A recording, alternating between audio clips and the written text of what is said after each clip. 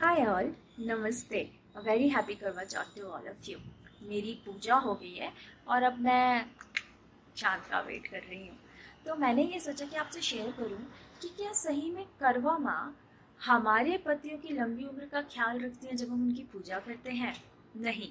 तो इसी से मुझे ख्याल आया कि आपसे शेयर करूँ कि मूर्ति पूजा हम करते ही क्यों है, या किसी की भी पूजा हम करते ही क्यों है।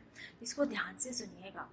आपको याद है जब हनुमान जी सीता जी को लेने जा रहे थे, सॉरी लेने नहीं, उनको ढूंढने जा रहे थे राम जी के लिए कि आखिर वो है कहाँ, तो उनको पूरा समुद्र लगना था और उनको कॉन्फिडेंस नहीं था अपने ऊपर कि वो इतना बड़ा काम कर पाएंगे।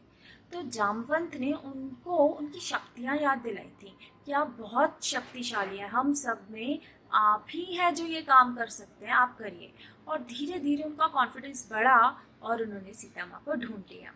आज की डेट में भी आप अगर पंडित जी के पास जाएंगे ना कि मेरा ये प्रोजेक्ट है, ये सक्सेसफुल हो जाना चाहिए, तो पंडित जी आपको बोलेंगे कि आप हनुमान चालीसा पढ़िए या आप सुंदरकांड का पाठ करिए। क्यों? क्योंकि जब हम उस हाई वाइब्रेशनल ह्यूमन फॉर्म के बारे में सोचते हैं या मेडिटेट करते हैं या नाम जप करते हैं, तो उनकी एनर्जीज हमारे अंदर इम्बाइब हो जाती हैं। तो जब सेम क्वालिटीज हमारे अंदर इम्बाइब हो जाती हैं, तब हम इतने शक्तिशाली हो जाते हैं कि अपना वो टास्क पूरा कर पाते हैं। तो ये हनुमान जी से रिलेटेड था।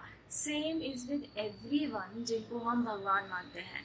कृष्ण हो गए, राम हो गए, हनुमान जी हो गए, गणपति हो गए। तो अगर आप उनकी पूजा कर रहे हैं, उनकी मूर्ति की पूजा कर रहे हैं, तो ऐसा नहीं है कि आपको उनसे मांगना है कि मुझे ये दीजिए, वो दीजिए, ऐसा करिए, वैसा करिए। नहीं, आपको सिर्फ उनकी पूजा करनी है, क्योंकि सबकॉन्शियसली भी यही फैक्ट है कि हम जब भी मूर्ति के आगे पूजा करते हैं, तब हम अब उनकी क्वालिटीज को अपने अंदर उतारने की कोशिश करते हैं और फिर चीज़ें अपने आप हो जाती हैं।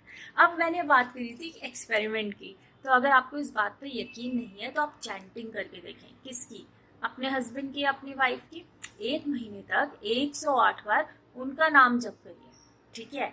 और फिर देखिए कि उनका नाम जप करते करते करते करते आपके अंदर उनकी बहुत सारी आदतें या उनकी बहुत सारी अच्छी और बुरी बातें, अच्छी या बुरी बातें उतरना शुरू हो जाएंगी। Same goes with chanting. जब हम राम जप करते हैं, जब हम हरे कृष्णा मंत्र करते हैं, जब हम बार बार हनुमान चालीसा पढ़ते हैं, तब उनकी क्वालिटीज हमारे अंदर इम्बाइब हो जाती हैं और हम मैनिफेस्टेशन के लिए रेडी होते हैं।